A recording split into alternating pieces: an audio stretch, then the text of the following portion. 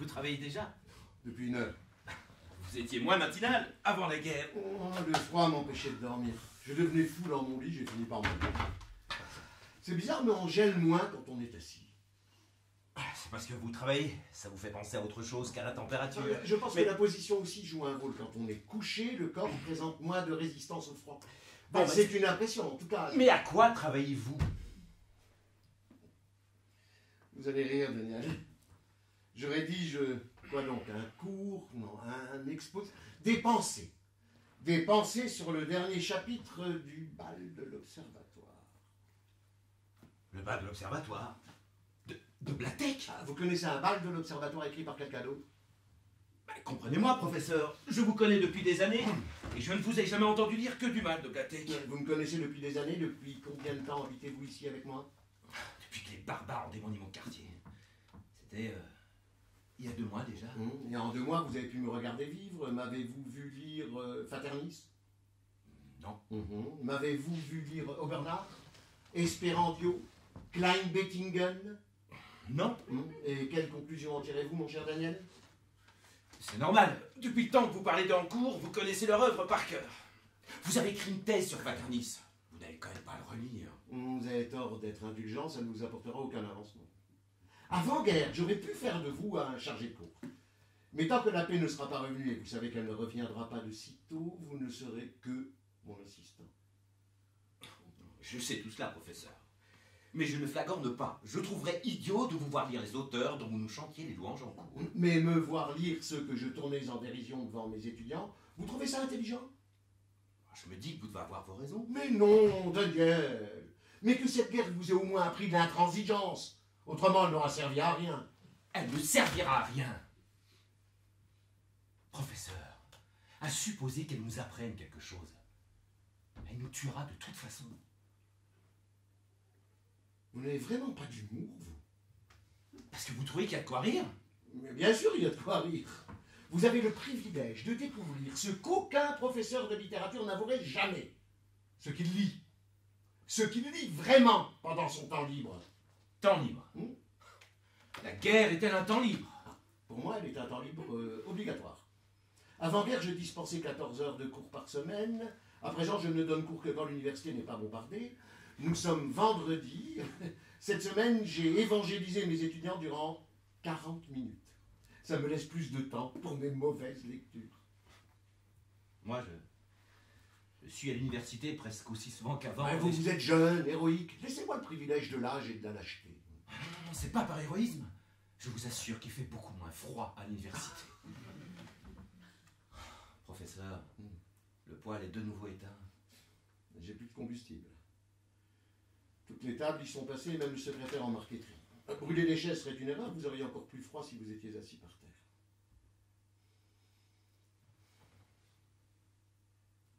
Vous savez pourquoi il fait plus chaud à l'université? C'est parce que les barbares la bombardent sans cesse. Et oui, après chaque bombardement, vous avez des planchers détruits à brûler. Si les barbares torpillaient mon quartier plus souvent, je pourrais vous offrir un gîte plus tempéré. Ça, c'est ce que j'appelle de l'humour à froid. Bravo, Daniel. Vous voyez, la guerre peut rendre spirituel. Ah, si seulement j'avais l'impression d'être en guerre. La guerre, c'est se battre. Et nous ne nous battons pas. Nous sommes assiégés. Non, je ne suis pas d'accord. Vous vous battez. Pour nous autres professeurs, continuer à donner cours, c'est se battre. Et pour nos étudiants, continuer à s'intéresser à la place de l'adverbe dans les subordonnés chez les poètes romantiques, c'est se battre. Je me demande si ça les intéresse. Je les soupçonne de venir en cours parce que l'université est encore chauffée. Oh, chauffée mais bombardée. Non, ils y risquent leur vie, ne diminuez pas leur mérite. Très sincèrement, professeur, je pense que leur motivation est ailleurs. Et je le dis par expérience. Le matin, quand je me lève à 4 heures pour aller à l'université, je ne pense ni à ma thèse, ni au trajet à découvert dans les rues, ni aux bombes, ni au fait que c'est peut-être mon dernier matin. Je pense vivement la tuyauterie bien chaude de la bibliothèque facultaire. La tuyauterie? Vous n'avez pas remarqué? Les tuyaux qui longent les murs sont brûlants. Alors, je colle mon dos et les bras sur les réseaux de tuyauterie jusqu'à ce qu'ils donnent à mon manteau une odeur de roussi. Quel rêve! Merci pour le tuyau! Eh bien, quand je me lève le matin, c'est à ça que je pense, aux tuyaux brûlants. Je pense ni à la vie, ni à la mort. Ni à la guerre, ni aux barbares, ni à ma thèse, vous vous en doutiez, ni même à la fin. Ni à Marina. Ni à Marina, professeur. Je pense aux tuyaux, à leur chaleur qui transpercera mon manteau. Je commence à comprendre pourquoi vous passez le plus clair de votre temps à la bibliothèque facultaire. Vous vous imaginez vraiment que c'était par passion pour ma thèse? Avec vous.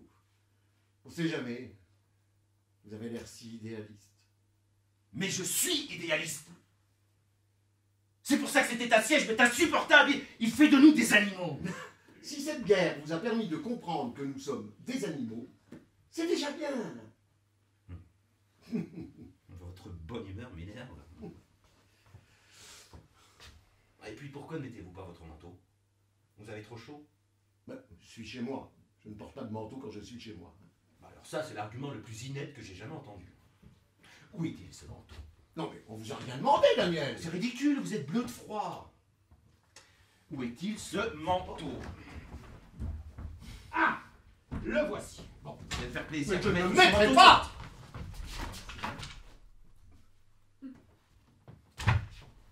Est-ce le comportement grotesque? Votre manière de continuer le combat, c'est de donner cours comme avant. Ma manière, c'est de ne pas porter de manteau quand je suis chez moi. Le jour où je le mettrai, je me sentirai vaincu. Mais comment un homme aussi intelligent que vous peut-il dire une telle Je ne imbécilité? suis pas intelligent. Je n'éprouve aucun plaisir à lire les auteurs que j'admire. J'aime lire Blatek parce que c'est bête. Ça fait 25 ans que je mens à mes étudiants. Et en quoi ceci vous empêche-t-il de mettre votre Si manteau? j'ai envie d'être stupide, moi. Marina? Qu'est-ce qui se passe ici? Il se passe que votre chair et tendre ne me laisse pas le droit d'être idiot. Si vous ne voulez pas de votre manteau, moi je le veux bien.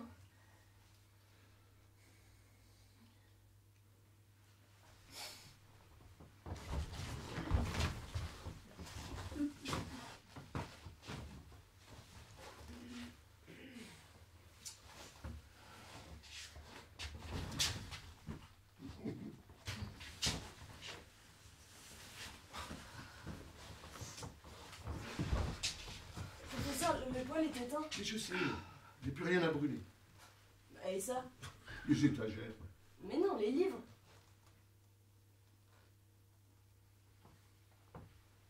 Ce n'est pas du combustible, Marina.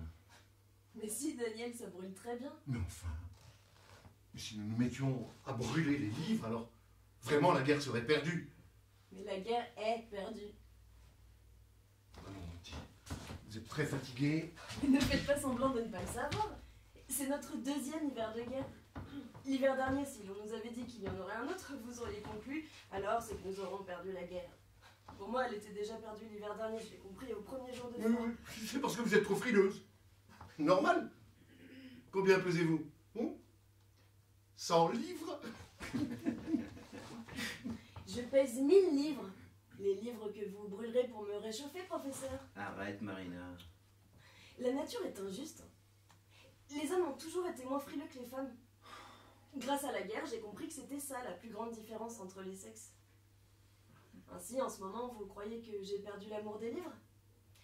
Ben moi, je crois que c'est vous qui n'avez jamais été capable de les aimer vraiment. Vous les avez toujours vus comme du matériel pour vos thèses et donc pour votre avancement. J'adore l'air limpide avec lequel cette jeune fille nous injurie. Mais je ne vous injurie pas, je plaide ma cause. J'essaie de vous faire comprendre que vous ne tenez pas tant que cela à ces livres. Pour que nous les brûlions, le cœur léger, pour réchauffer mademoiselle. Non, vous commettez une grossière erreur de calcul. Si vous parvenez à nous convaincre que nous ne sommes que des arrivistes sans âme, nous serons amenés non pas à brûler ces livres, indispensables à nos basses ambitions, mais à vous brûler vous, car vous ne nous êtes d'aucune utilité, Marina. Professeur. Je ne vous ferai pas une flambée très imposante. Eh bien, vous seriez alors ce que vous êtes pour Daniel, un feu de paille. Mais je sais. Chaque automne, Daniel séduit une étudiante de dernière année. De dernière année pour avoir la garantie de ne pas la revoir l'automne d'après. J'ai observé le manège 4 années de suite, je sais comment ça fonctionne. À certains signes, j'avais pu supposer les années précédentes que je serais l'heureuse élue de ma promotion. Alors comme je suis bien consciente de n'en avoir que pour un an, j'en demande un maximum. Tu es horrible. moi qui suis horrible? Ou est-ce toi, Daniel? Ou est-ce la guerre? Si vraiment tu penses que t'as dit, je ne comprends pas comment tu peux m'aimer. Moi non plus, je ne comprends pas. Si vraiment tu penses que t'as dit, ton attitude est indigne. Mon attitude est indigne, Daniel.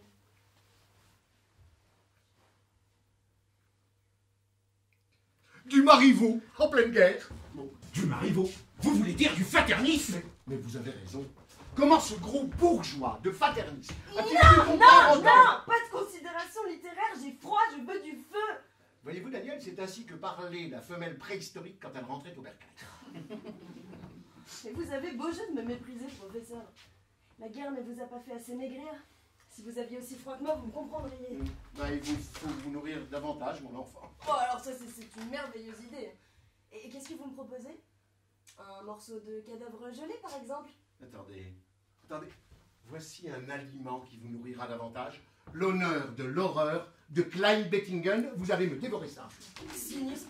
Mais prenez, je vous assure que ça vous fera du bien. Je ne le lirai pas. Je vais le brûler. Non, Marina, si c'est pour le brûler, ne prenez pas celui-ci. Ah non? Ah, vous avez peut-être des ouvrages plus combustibles? Ben, j'ai surtout de moins bons livres.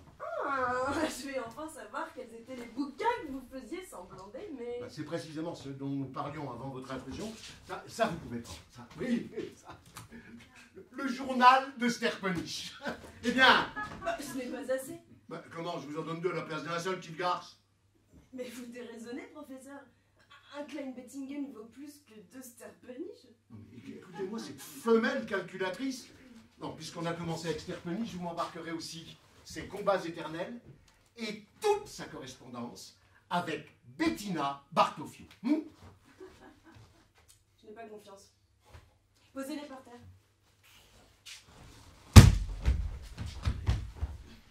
Voilà votre Klein-Bettingen.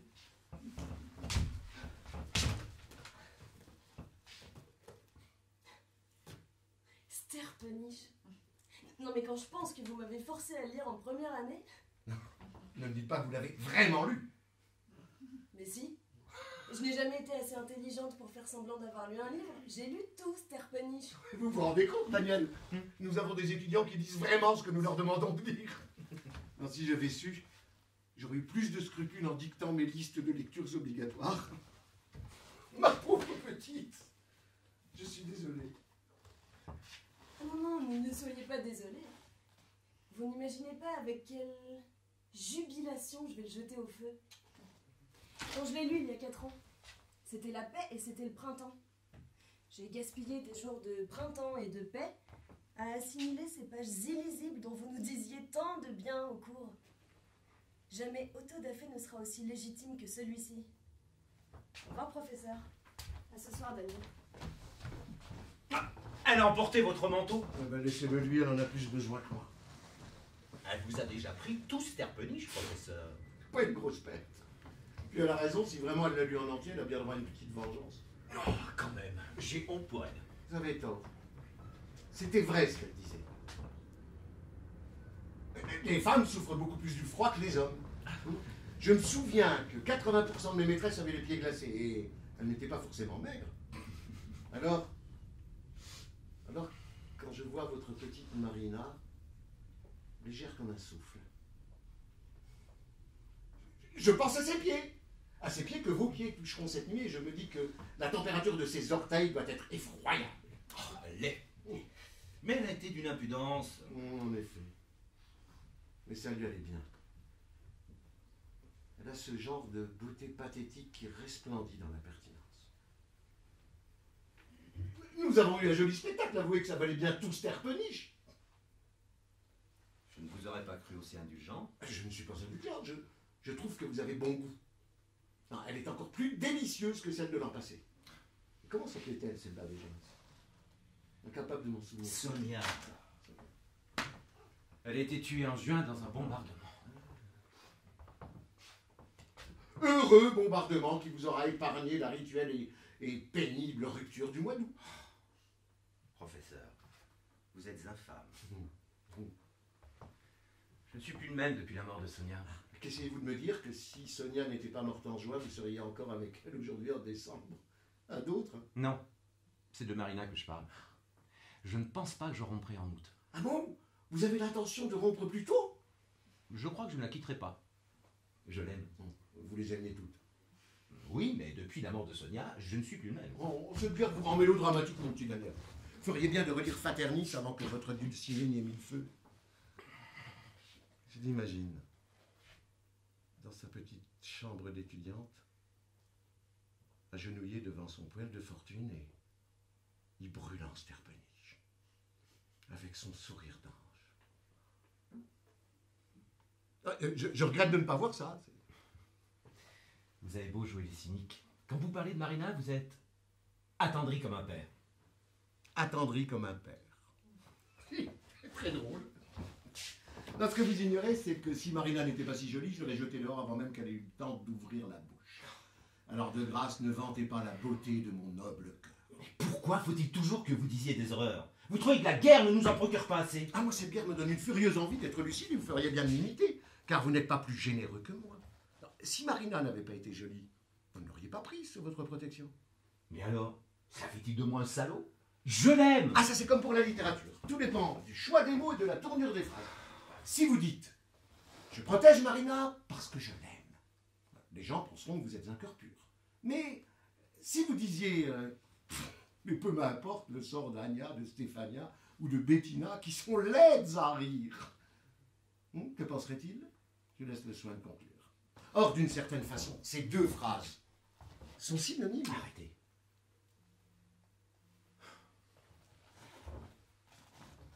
Pendant cette dernière demi-heure, il me semble avoir entendu plus d'atrocités que j'en ai ouï ma vie entière. Eh bien, que voulez-vous? C'est ça la guerre. Mon petit Daniel.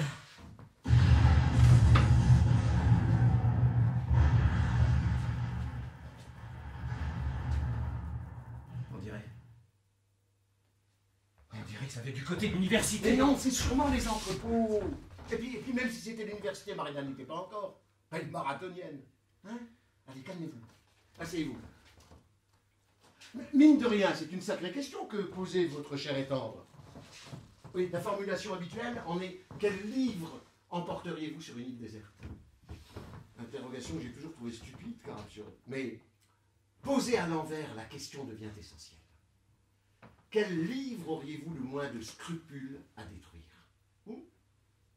Sans la guerre, je n'aurais jamais envisagé cette hypothèse. Et sans Sterpenich, je me demande quel auteur j'aurais choisi en premier lieu. Avec votre bibliothèque comme stock de base? Elle constitue à peu près la bibliothèque de l'Honnêton. En plus révolutionnaire, peut-être. Et vous? Que choisiriez-vous? Difficile.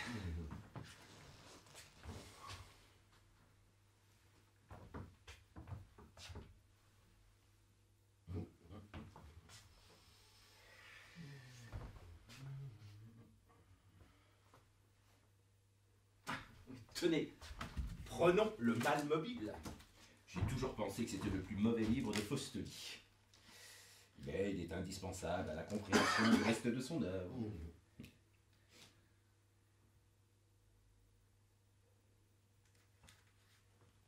Et puis, voilà, je commence la première page et déjà je ne le trouve plus si mauvais que ça. C'est peut-être à l'idée que je dois le détruire. Vous êtes un incorrigible sentimental. C'est comme pour vos ruptures du mois d'août. Chaque année, vers la fin du mois de juillet, vous trouvez 1000 charmes à celle qui vous lassait un mois auparavant. C'est la perspective de la quitter qui vous illusionne. Allez, pas de sensiblerie.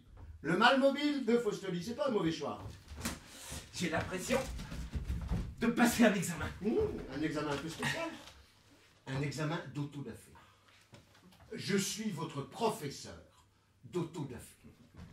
J'occupe une chaire d'autodafé à l'université de l'OIM. Il n'y a plus de cité universitaire. Je n'ai plus de logement. Eh ben...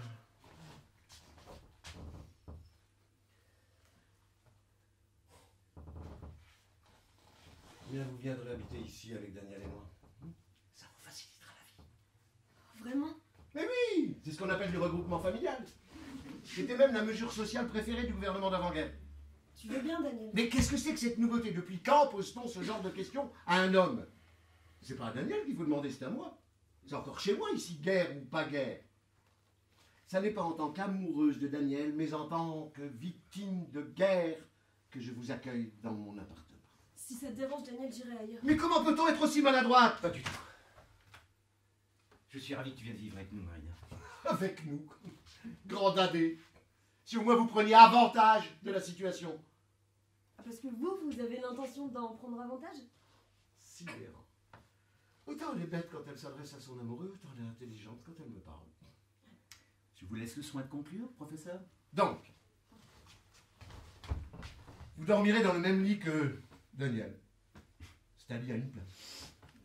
Tant mieux, il y fera d'autant plus chaud. Vous voyez, Daniel, ça n'est pas vous qu'elle aime, c'est votre température. Professeur, nous n'allons pas nous faire la guerre, n'est-ce pas? Il y a assez de guerres comme ça en ce moment, non? Non, j'accepte la paix, à une condition. Me rendez Sterpenich.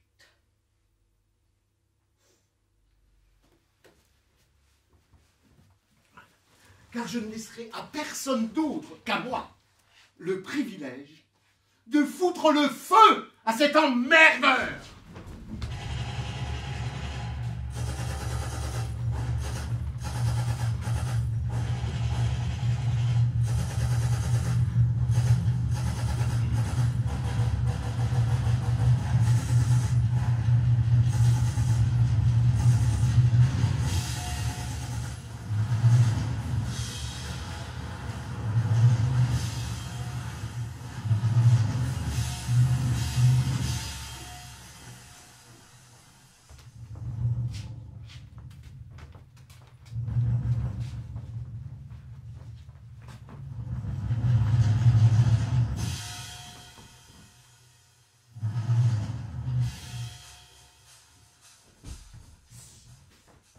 Dire que quand j'étais petit, j'aimais l'hiver.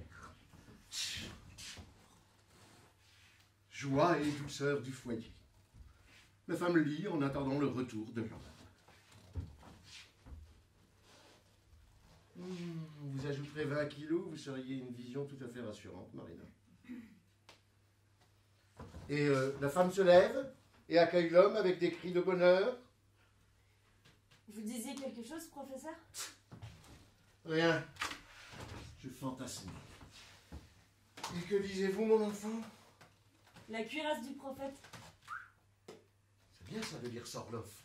Votre soif de culture m'impressionne. Vous vous moquez de moi, là? Mais pas du tout. Pas du tout. Qu'une jeune fille maigre et frigorifiée ait la détermination de s'initier à un auteur aussi difficile, je trouve ça sincèrement admirable. Je ne suis pas en train de m'initier à un auteur difficile, professeur.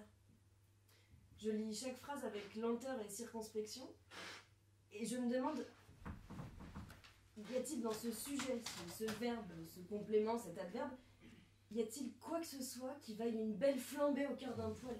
Le sens profond de cette phrase est-il plus nécessaire à ma vie qu'un degré de plus dans cette pièce? Écoutez, il y avait longtemps que le silence ne lui avait semblé aussi suspect. Bon, je n'ai rien à reprocher à cette phrase, mais je pose cette question. En quoi ce silence suspect a-t-il plus de valeur qu'une minute de chaleur? Mais vous savez très bien qu'une phrase tirée de son contexte n'a aucun intérêt.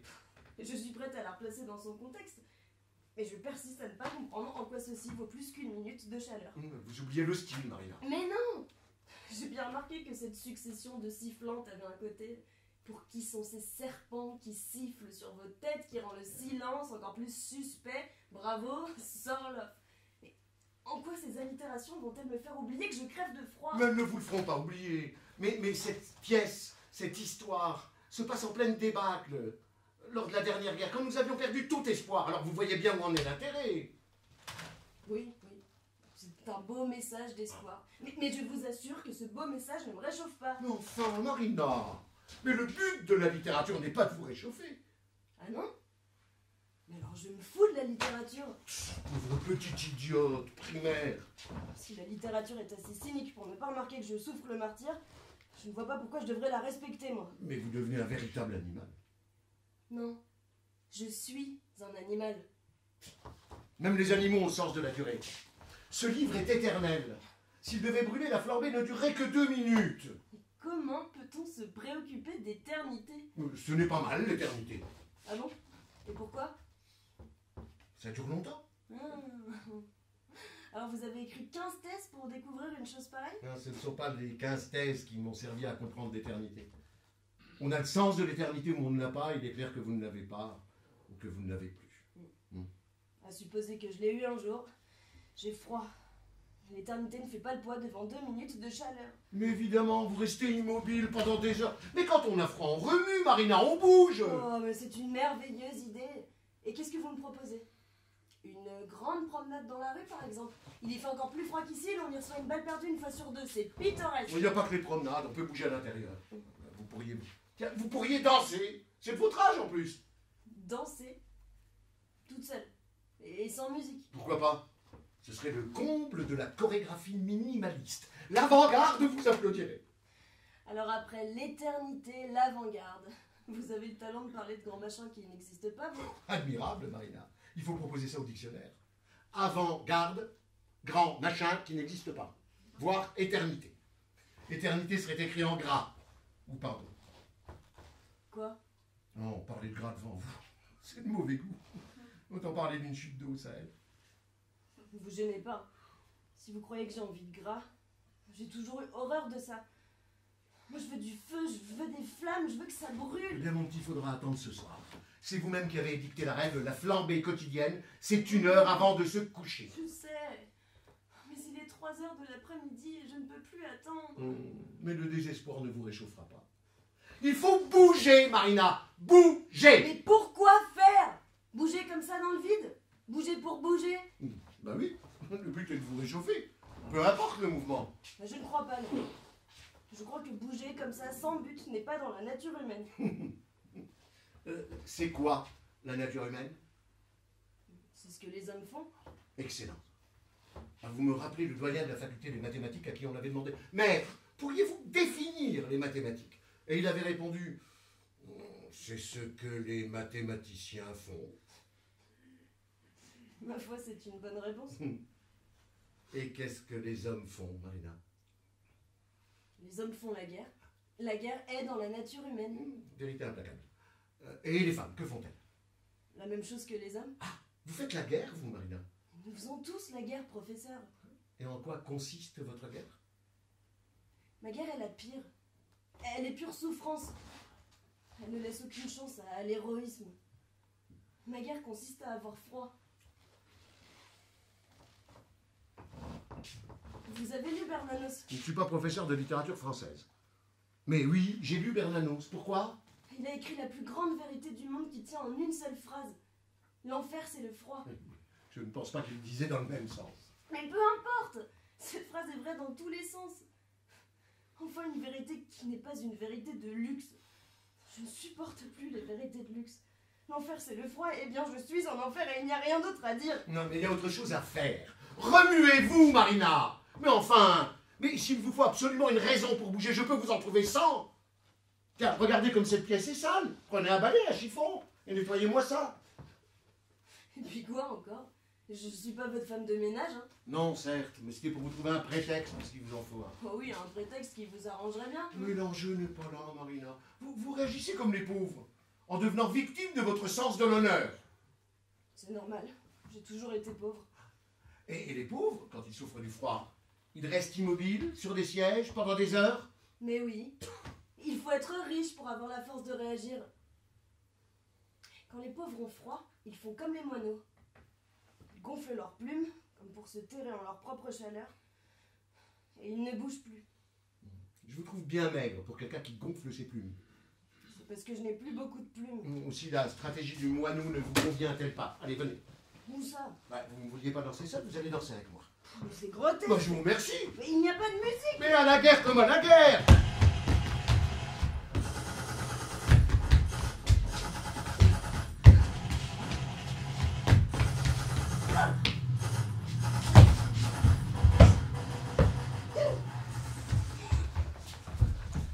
Madame, je suis sûr que vous avez déjà moins froid. Vous n'avez pas honte? Au contraire, je vous ai réchauffé. Non, vous ne m'avez pas réchauffé, non. Vous m'avez glacé.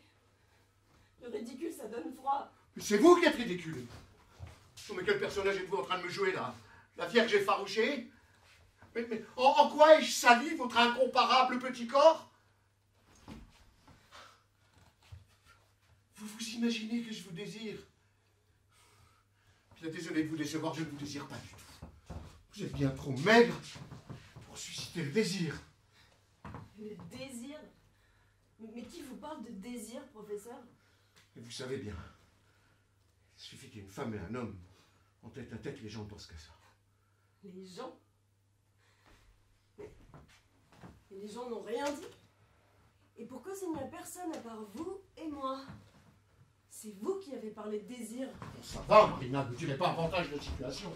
Je ne vois vraiment pas quel avantage je pourrais tirer de cette situation. C'est ça, faites l'innocente. Ça va très bien avec votre genre de beauté. Je peux savoir à quoi vous jouez? Non, mais vous êtes folle! C'est froid! Dans le Sora! Non, je ne sais pas! Si on savait combien c'est horrible! On serait déjà venu me réchauffer! Si vous aviez une idée de ce que j'endure, vous brûleriez tous vos livres à l'instant! C'est parce que vous ne savez pas! Et c'est parce que personne ne sait! Personne ne laisserait souffrir quelqu'un comme je souffre! Mais vous vous figurez que vous êtes la seule! Mais je sais pas! Mais peu m'importe! Je suis en enfer! Je suis en enfer! Vous avez fini, espèce de fissure! Et pourquoi devrais-je m'arrêter? De toute façon, personne ne m'entend! Ah, justement, si personne ne vous entend! Mais alors, dérange personne! Si! Moi, ça me dérange! Mais qu'est-ce que je peux vous faire? J'ai horreur des cris, femme hystérique! Oh, le pauvre homme! Non, devoir supporter les cris d'une folle hystérique! Oh, quel sort pitoyable! Qu'il faut...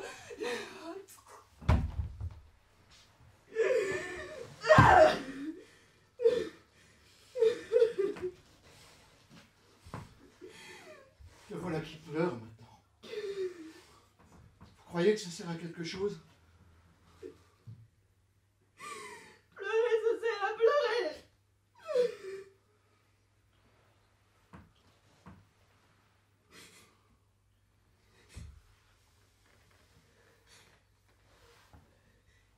Et puis ça réchauffe.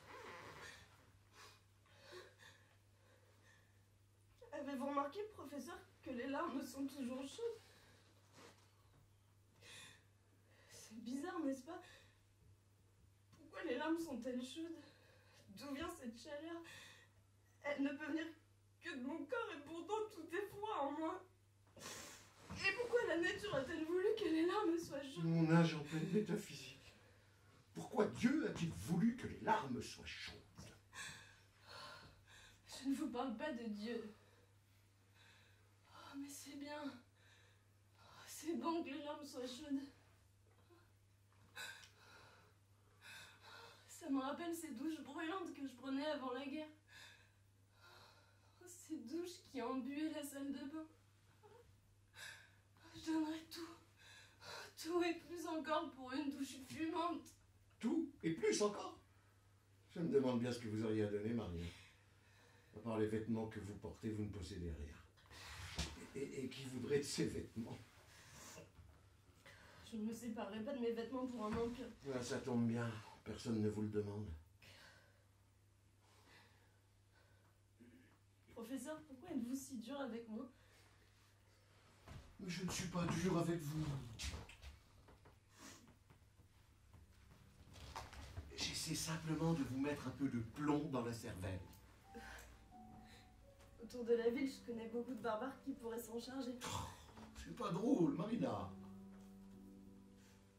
Professeur, pourquoi ne pas mourir? Ce n'est pas facile de mourir.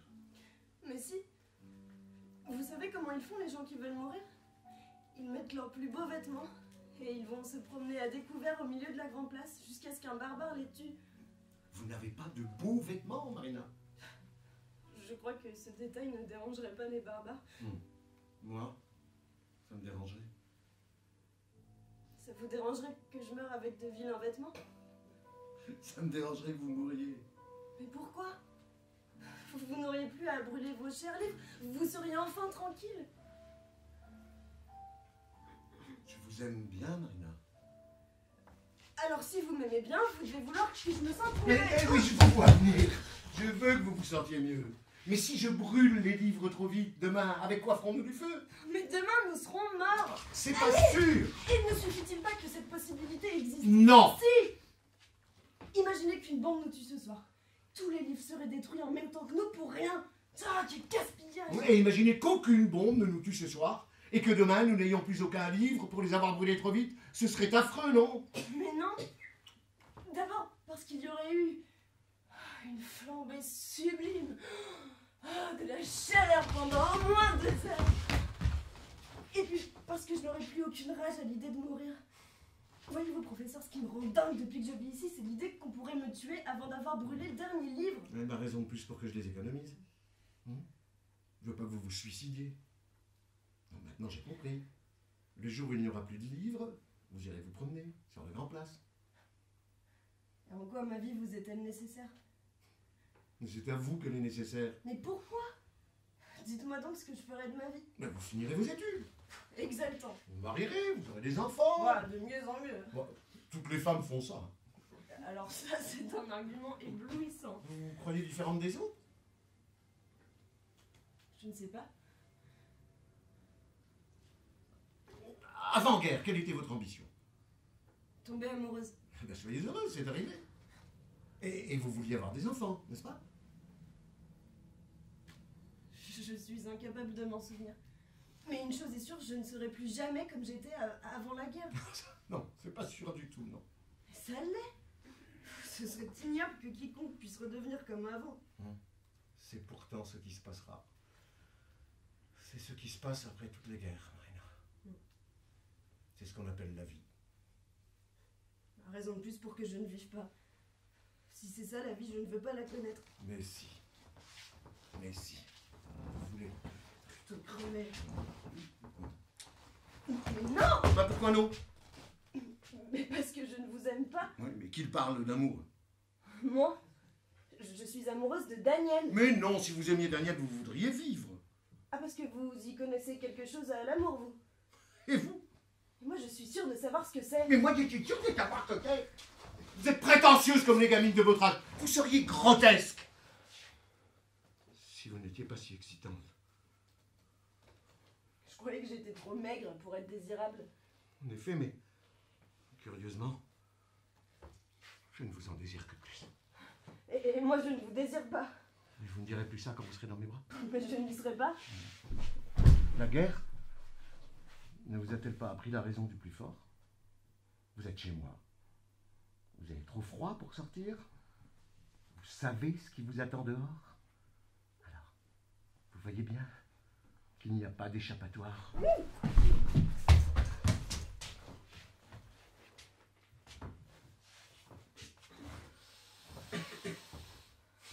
Bon. Après tout, j'ai peut-être tort de refuser. Il n'y a rien de tel pour se réchauffer, non? Et cette cynique se prétend amoureuse. Je suis amoureuse. Ce que vous allez me faire n'a rien à voir. Monsieur, vous aurez mon corps, mais vous n'aurez pas mon âme. Je me fiche de ce que vous aurez. Moi, j'aurai chaud et c'est ce qui compte. Il me tarde d'être entre vos bras pour sentir la chaleur de votre corps. Ce n'est pas vous qui abuserez de moi.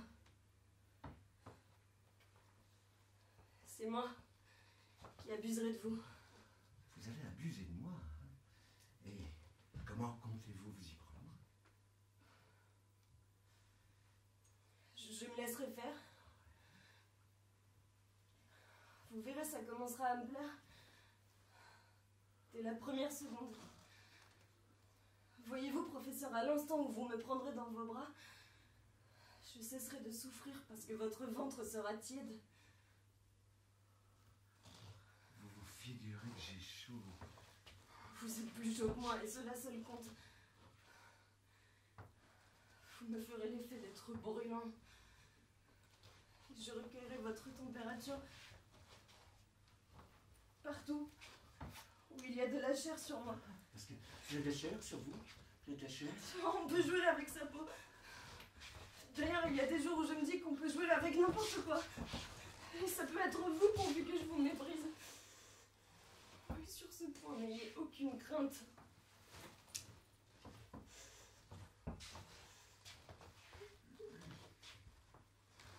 mon visage sera celui du plaisir.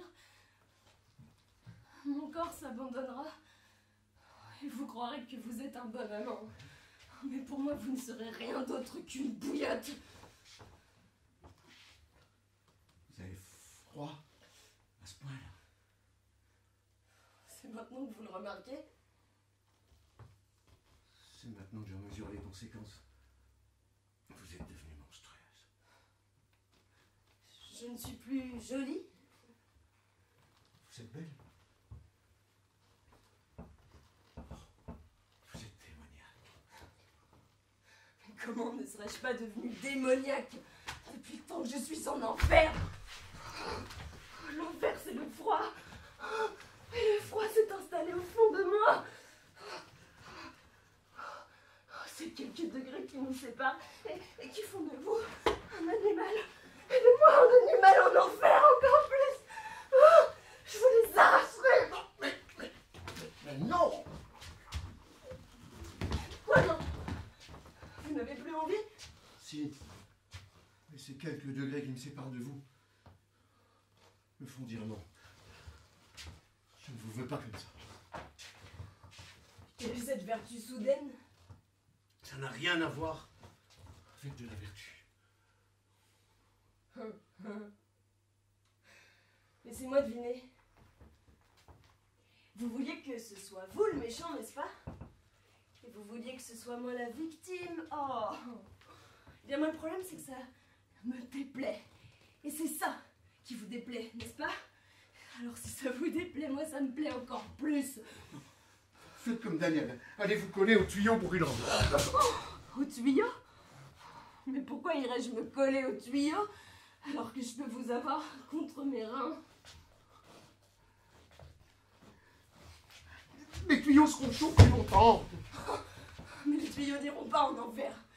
Et moi j'ai besoin que vous alliez en enfer pour savoir ce que c'est. Je n'aurai chaud que quand vous aurez froid comme j'ai froid. J'ai besoin que vous soyez humiliés de m'avoir méprisé. Marina, j'aurais jamais cru que vous étiez comme ça. Mais quelle satisfaction obscure trouvez-vous à ce petit jeu? Et vous? Je ne sais pas, je ne comprends pas. C'est normal. Vous n'avez pas l'habitude de l'enfer.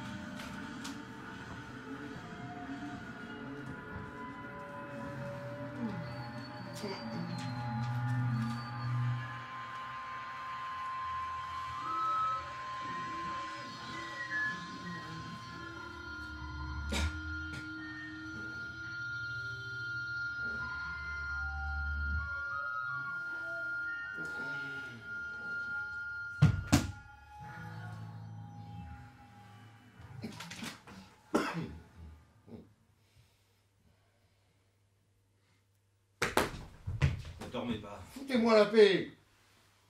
C'est vous qui m'avez ordonné de vous réveiller si vous vous endormiez. Depuis quand obéissez-vous aux ordres que je vous donne? Depuis que je les trouve sensés. Ce n'était pas des ordres sensés, c'était du plagiat. Dans Fahrenheit 451, les gens apprennent des livres par cœur parce que le gouvernement va détruire tout ce qui est écrit. C'est beau. Et c'est ridicule. Qui voudrait apprendre Klein-Bettingen par cœur?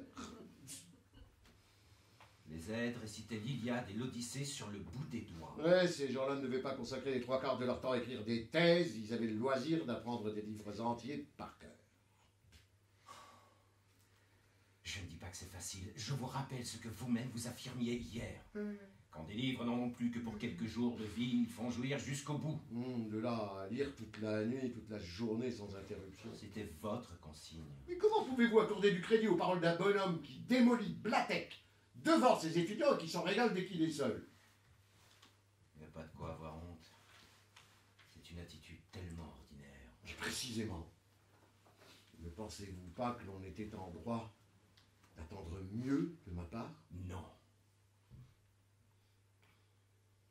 Eh ben, comme ça au moins tout est clair. Je vous assure que vous pourriez trouver meilleur emploi pour votre orgueil. Comme Lire et relire le Klein-Bettingen que vous avez en main aussi longtemps que nous n'aurons pas brûlé. Donnez une furieuse envie de le brûler tout de suite, ce livre. Professeur, ce bouquin s'appelle L'honneur de l'horreur. Vous lui avez consacré un article il y a 8 ans. Vous rappelez-vous ce que vous aviez écrit dans cet article? Moi, je m'en souviens. Je sais. J'avais écrit. Après avoir lu L'honneur de l'horreur, plus aucun être humain ne pourra plus jamais faire fi de sa dignité. Eh bien, ne croyez-vous pas que le moment est venu de mettre ces belles paroles en pratique? Ah non. Le moment est venu de rire de ces belles paroles et de brûler Klein-Bettingen. Je vais vous dire, L'honneur de l'horreur a été écrit par quelqu'un qui n'avait pas faim. Et mon article d'il y a 8 ans sur l'honneur de l'horreur a été écrit par quelqu'un qui n'avait pas froid. Alors, au feu! C'est injuste, professeur, et vous le savez bien. Avec un argument pareil, vous pouvez mettre le feu à toute votre bibliothèque. Mais c'est précisément ce que nous sommes en train de faire. N'aviez pas remarqué, Daniel? On dirait que ça vous rend heureux. Heureux, non. Hilar, oui. Détruire ces livres que j'ai décortiqués pendant 10 ans et encensés pendant 25 ans. Ça me fait rigoler. Brûle ce que tu as aimé et aime ce que tu as brûlé. Cette phrase m'a toujours fasciné. Elle est devenue mon emploi du temps. Si au moins vous aviez l'air d'adorer ce que vous avez brûlé. Mais vous semblez n'en avoir aucun regret, et même y prendre plaisir. Ça se voit tant que ça. Ce qui est délicieux avec moi, c'est que je ne peux rien cacher. Je suis d'une fraîcheur. En fait, votre attitude depuis le début de cet hiver est le contraire de tout ce que je vous ai entendu dire depuis 12 ans. Ah, vous me connaissez depuis 12 ans. J'avais 18 ans quand je vous ai découvert. Ces paroles me semblaient contenir la somme de l'intelligence humaine. Quand je vous écoutais, j'avais envie de crier de joie. J'étais fier d'être humain. Et maintenant, il en a honte. Pas vous. Si. Mais ça m'est égal d'avoir honte. À présent, je suis comme Marina, à part avoir chaud, que rien ne m'importe. Peu chaud, comme on disait en ancien français. Marina n'est pas comme ça. Et que savez-vous de Marina, Daniel? Une chose est certaine, c'est que je la connais mieux que vous ne la connaissez. La grande différence entre elle et vous, c'est qu'elle souffre d'être un animal. Vous, cela vous est égal. La pauvre enfant, elle souffre. Oui, elle souffre. Si vous éprouvez du plaisir à vous salir, je m'en fous. Mais n'essayez pas de la salir, elle. C'est merveilleux. Comme il est romanesque. Ah, à propos de romance, il nous en reste 8 ici. Plus les 2 que nous misions, il nous reste 10 livres, professeur. Nous pouvons presque répondre à la fameuse question: quel est le livre que vous garderiez? Quels sont ces 10 livres, Daniel? Alors, il nous reste en magasin Le mythe du sultan de Bernard, La poupée parle et Soie crissante d'Esperandio, En finir de Fostoli, La tétralogie de Faternis, comme par hasard. Quoi? Comme par hasard? Oui, comme par hasard, c'est le seul auteur dont nous n'ayons rien brûlé, et comme par hasard, c'est aussi celui auquel vous avez consacré votre thèse de doctorat. Mais que voulez-vous? C'est ce qu'on appelle le privilège de l'âge, mon petit. Entre-temps, j'ai relu le premier livre de cette tétralogie, le liquide. Et quand je pense que nous avons brûlé stupéfaction de Saint-Bonatus hier soir, je suis révolté. Franchement, le liquide n'arrive pas à la survie de stupéfaction. Eh bien, je ne suis pas de cet avis. Le chef, c'est moi. Ouais. Ceci dit, brûler un livre qui s'appelle Le Liquide, j'avoue que ça ne manque pas de sel. Nous le brûlerons ce soir, mon petit Daniel. Ah, non alors. Le liquide n'est pas un roman très fameux, mais vous savez très bien que ce n'est pas le plus mauvais de ceux qui nous restent. Oh non, ça va pas recommencer, Eh Daniel. bien, si ça recommence. Et ça recommencera chaque jour, aussi longtemps que nous n'aurons pas foutu le feu à cette nullité. Le bal de l'observatoire n'est pas une nullité. Et je vous rappelle que le chef, c'est moi. Ah, quel argument noble! Enfin, l'argument, c'est la raison du plus fort. Justement. En dehors de l'université, il y a tout lieu de penser que je suis plus fort que vous. Ah, mais on n'est jamais en dehors de l'université. Non, c'est comme une religion. Même quand le temple est détruit? Mais vous exagérez. La bibliothèque facultaire tient toujours. Vous pourrez y retourner, relire vos livres favoris, en vous frottant contre les tuyaux brûlants. Eh bien, brûlons le bal de l'observatoire, et vous aussi vous irez le relire à la faculté. Hop! Je ne peux pas lire ce livre en public. Après tout le mal que j'en ai dit. Et devant moi, ça ne vous gêne pas? Non, non. Non, je pars du principe que tout assistant considère son professeur comme un imbécile. Alors devant vous, il n'y a rien à peur. Vous me stupéfiez. Il m'avait toujours semblé que c'était le contraire, que tout professeur considérait son assistant comme un imbécile. Ah, mais c'est aussi la vérité. Et c'est un des charmes des relations entre professeur et assistant que ce mépris réciproque, déguisé en respect admiratif. Expliquez-moi comment un intellectuel aussi cynique et désabusé que vous peut voir un culte au bas de l'observatoire. Mais parce qu'avant d'être cynique et désabusé, je suis un intellectuel. Et si un écrivain aussi intelligent que Blatek essaie de me convaincre que l'amour juvénile n'est pas une niaiserie surfaite, ça met mon cœur en joie. Voilà. Bon! En ce cas, pourquoi vous acharnez-vous à répéter à vos étudiants que ce roman est petit bourgeois à pleurer? Mais parce que c'est vrai aussi. Mais quand c'est la guerre, quand on crève de faim, quand on crève de froid, on commence à se dire qu'être petit bourgeois, ça n'est pas si mal. Voilà. Vous entendez proférer une pareille abomination. Oui, vraiment, nous avons perdu la guerre. Oh, vous ne voulez pas arrêter avec votre délire de pureté. Ce qui était petit bourgeois, c'était ma lecture du bal de l'observatoire. Le roman, lui, le roman est une magnifique histoire d'amour entre deux adolescents. Vous me faites bien rigoler. Je vous vois déjà devant vos étudiants. je m'étais trompé, ce roman n'est pas petit bourgeois. C'est une magnifique histoire d'amour entre deux adolescents. Mais ça, aucun risque que ça se produise, n'est-ce pas? Vous tenez trop à votre dignité pour avouer une chose pareille. J'ai bien raison. Le professeur a déjà suffisamment de mal à avoir un peu de crédibilité aux yeux de ses étudiants. Oui, et puis c'est si facile de continuer à salir la réputation d'un livre. Aucun risque que le bouquin se venge, c'est ça qui est bien avec la littérature.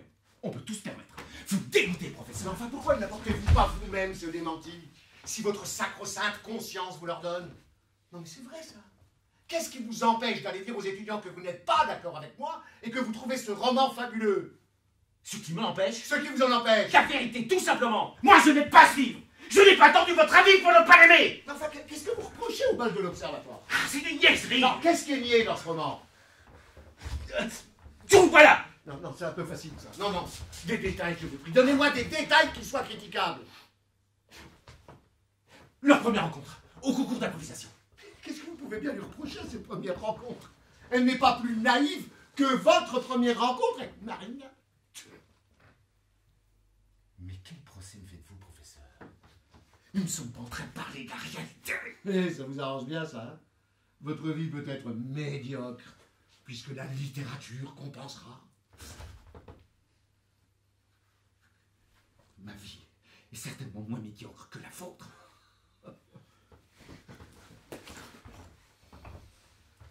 Qu'en savez-vous?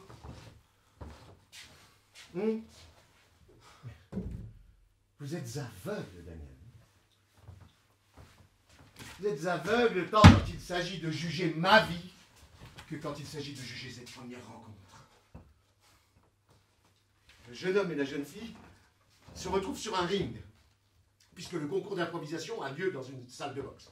Je vous rappelle qu'ils ne se connaissent pas, ils se découvrent. Ils ont 16 ans. Ils sont beaux.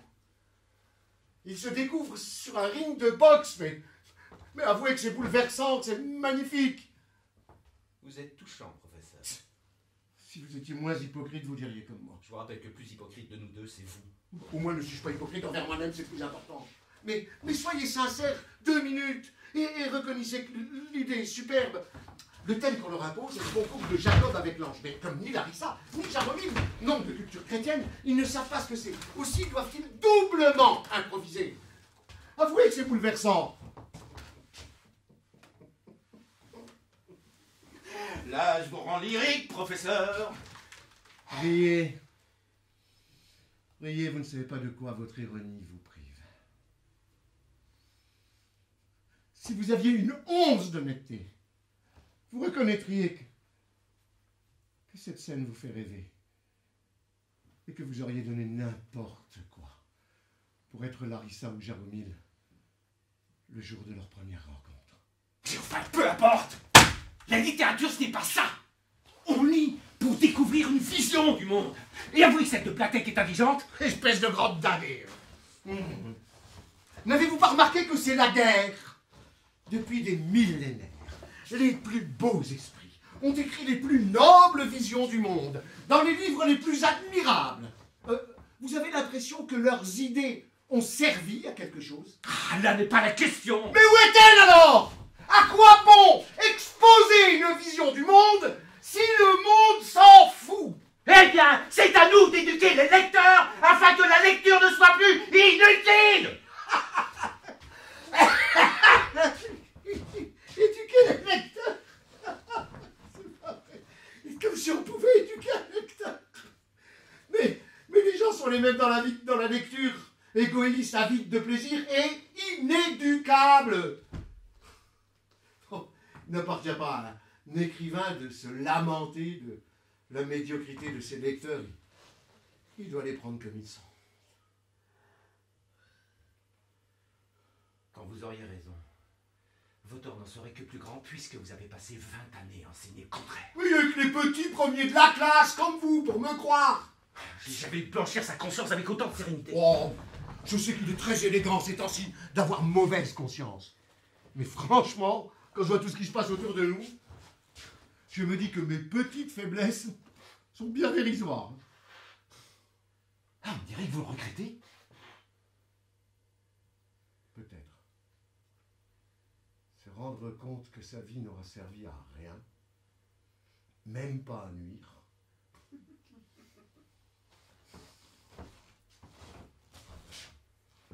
Tiens, vous voyez, j'ai encore envie de relire le bal de l'Observatoire. Et il n'y a aucun argument qui tienne face au désir. Je vous assure que je n'ai aucun désir de relire le bal de l'Observatoire. Est-ce possible? Mais de quelle chair êtes-vous fait? Si la scène de la première rencontre vous laisse de glace, vous ne pouvez pas rester indifférent à la scène du bal lui-même. En effet, je n'y suis pas indifférent puisque je la trouve du dernier mauvais goût. Du dernier mauvais goût, non. Vous déraisonnez? Bon, écoutez, ce quinquagénaire qui séduit cette jeune fille, c'est à la fois tellement convenu et tellement dégoûtant. Mais pas du tout. Pas du tout. C'est vieux comme le monde. Raison de plus pour que ce soit convenu et dégoûtant. Mais vous ne voulez pas arrêter avec votre discours moralisateur. C'est l'esthétique de cette scène qui devrait vous émouvoir. Un quinquagénaire qui en a suffi 16 ans, je trouve pas ça esthétique, moi. Mais enfin, qu'est-ce que vous avez contre les quinquagénaires? À votre avis? Bon. Qu'est-ce que vous avez contre moi?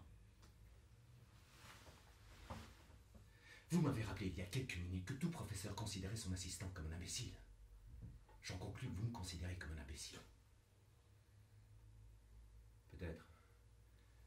devriez-vous cependant pas me croire, Pléa, au point de n'avoir pas compris ce qui s'était passé entre vous et Marina? Je ne vois pas à quoi vous... Car ne niez pas. Je vous ai vu, figurez-vous. Un jour, j'étais rentré plus tôt. Je suis sorti sans faire de bruit, ni haine, ni fou. Mais vous êtes aperçu de rien. Alors? Vous avez l'intention de me tuer?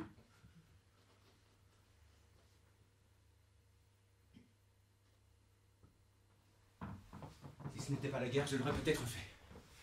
En ce moment, le procédé me paraît trop commun. Et quelle va être votre attitude alors? Celle qui est la mienne depuis 2 semaines, vous regardez avec dégoût. Et elle? Elle ne vous dégoûte pas? Parce que je ne l'ai pas violée, si c'est ce que vous supposez. Mais ce n'est pas sa chair à elle que je trouve dégoûtante. Oh, écoutez, personne ne vous demande de me trouver à votre goût. Ah ben, il manquait plus que ça.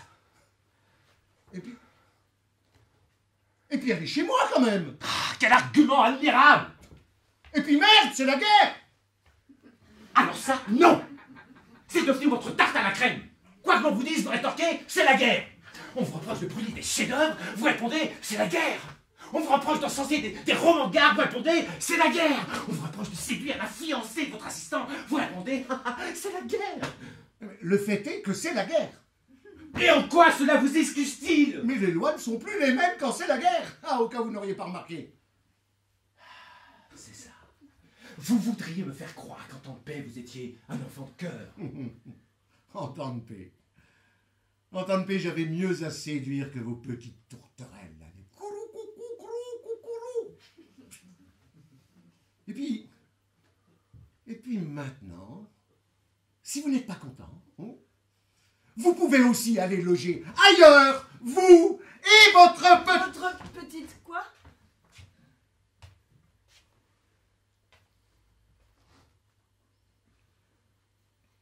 allumeuse de bas étage.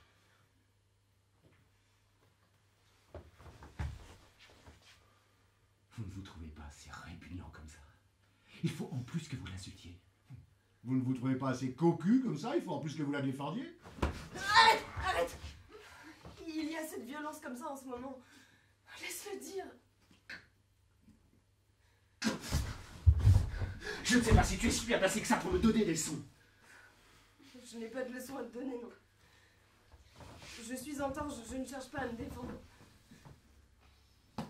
Je viens de voir 3 personnes se faire massacrer dans la rue et ça me suffit pour aujourd'hui. T'inquiète pas, ma chérie. Tu oublieras cette vision d'horreur dans les bras de cet homme vénérable qui pourrait largement être ton père. Ça ne me fera rien oublier du tout si ça peut te consoler. Et pourquoi le fais-tu alors? Mais parce que ça me réchauffe! Mais tu n'es pas gêné de dire des choses pareilles? Mais arrête avec tes sermons! Je supporte plus quoi que ce soit qui ressemble à un discours moralisateur. C'est ce que je lui disais il y a 5 minutes. Mais rendez-vous compte! Où suis-je tombé? Entre un type qui se permet tout parce que c'est la guerre et une fille qui se permet tout parce qu'elle a froid! Oui, eh bien il se trouve que c'est la guerre et il se trouve que j'ai froid! Mais ça aussi, je lui ai dit. Elle fait son délire de pureté. Taisez-vous! Quand on a perdu le sens des valeurs, au point de ne plus jurer que par le pas de l'observatoire, on n'a pas voix au chapitre!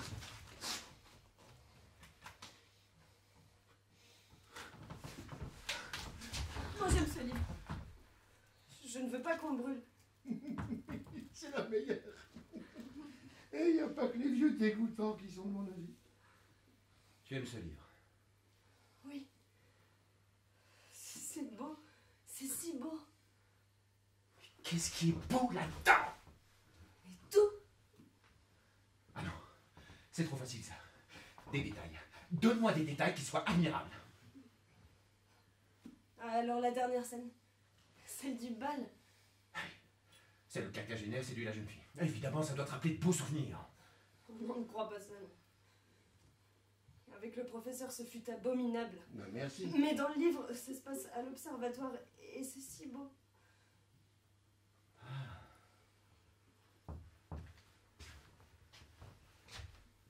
C'est l'observatoire que tu trouves beau. Mais non, c'est tout. À commencer par l'écriture qui est si belle. C'est ce langage de séduction qui se renvoie l'un à l'autre comme une balle de soie. On croirait Ève parlant au serpent. C'est subtil, c'est à la fois divin Et diabolique, c'est beau comme une lutte entre l'ange et la bête. Arrête! Tu as lutté avec la bête. Tu es mieux placé que personne pour savoir combien c'était laid. Tu viens de le dire d'ailleurs. Mais non, Daniel! Dans la réalité, je n'avais rien d'un ange, tu sais. Ça, je peux le garantir. Si tu savais combien il a été hideux ce moment avec le professeur, tu comprendrais combien j'ai besoin de la beauté de ce livre. J'ai tellement besoin qu'il existe encore quelque chose de beau sur Terre. Lamentable. Un livre n'est pas un bibelot que l'on contemple pour se consoler du monde, Marina. Ah non? Et c'est quoi alors? Un livre, c'est un détonateur qui sert à faire réagir les gens. Mais si c'était vrai, mais les gens auraient réagi, mais tu vois bien qu'ils ne réagissent pas, non? Ça, j'arrêtais pas de le répéter. Vous, Daisy, vous! Une fois pour toutes, vous n'êtes un exemple pour personne et vous n'avez plus rien enseigné à qui que ce soit. Bon. Tu dois comprendre, Marina, que si tu penses vraiment ce que tu dis, alors la guerre est perdue. Mais la guerre est perdue, Daniel! Et puis cesse de tenir ce langage d'espoir et d'honneur. C'est trop cynique de parler comme ça quand la guerre est perdue.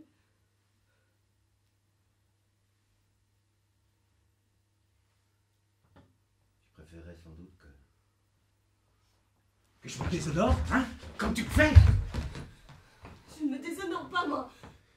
À ma place, tu en ferais autant, non? Je suis jeune et jolie. Je sais très bien que si j'étais vieille et laide, tu n'aurais aucun moyen de me réchauffer. Avoir un corps chaud contre le mien est devenu l'une de mes conditions de survie, alors ne me dites pas que la guerre n'est pas perdue, Daniel! Ça fait plaisir, Mesmer. De dire des horreurs pareilles, hein? Oui! C'est le dernier plaisir qui me reste. Ordure!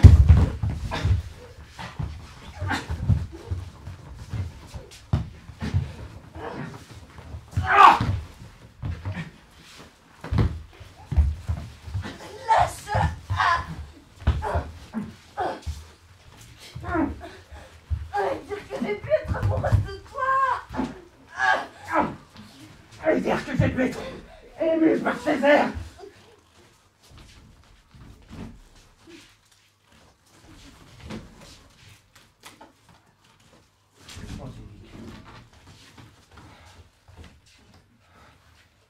Les enfants! Les enfants! Les enfants! Je suis sûr que petit corps à corps vous réchauffe un peu, mais franchement, je trouve dommage que vous ne profitiez pas de la chaleur de cette belle flambée littéraire.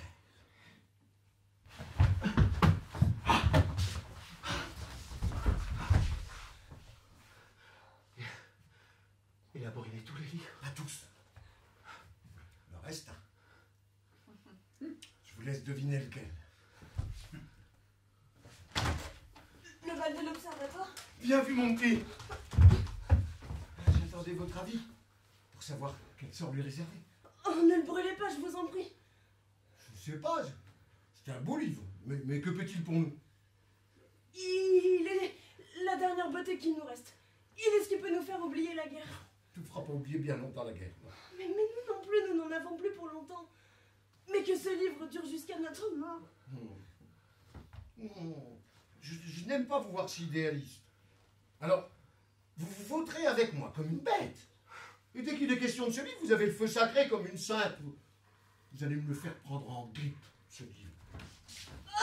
Allons. Ne soyez pas jaloux d'un livre. Bon.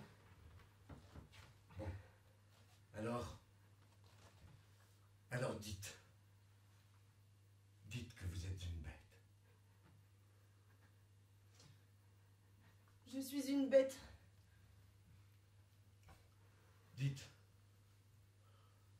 Dites que vous n'avez plus rien d'humain. Je n'ai plus rien d'humain.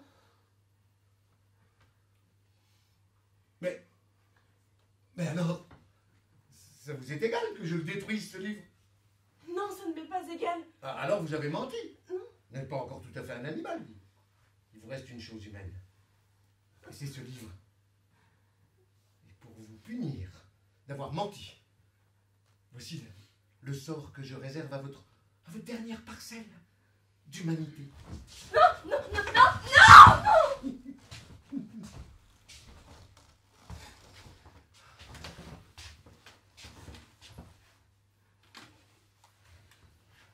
non. Mais non, non, non, non, ne partez pas. Non, enfin, mais restez au moins profiter de la flambée. Mon Dieu, qu'elle est sotte, cette petite. Elle est quand même moins monstrueuse que vous. Ah, ça, à l'impossible, nul n'est tenu.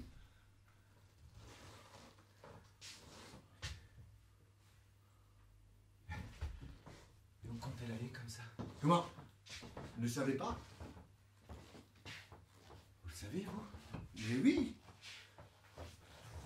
Elle m'a toujours dit que le jour où il n'y aurait plus de livres, elle irait se promener sur la Grand Place. C'est le dernier suicide à la mode, paraît-il. Quoi?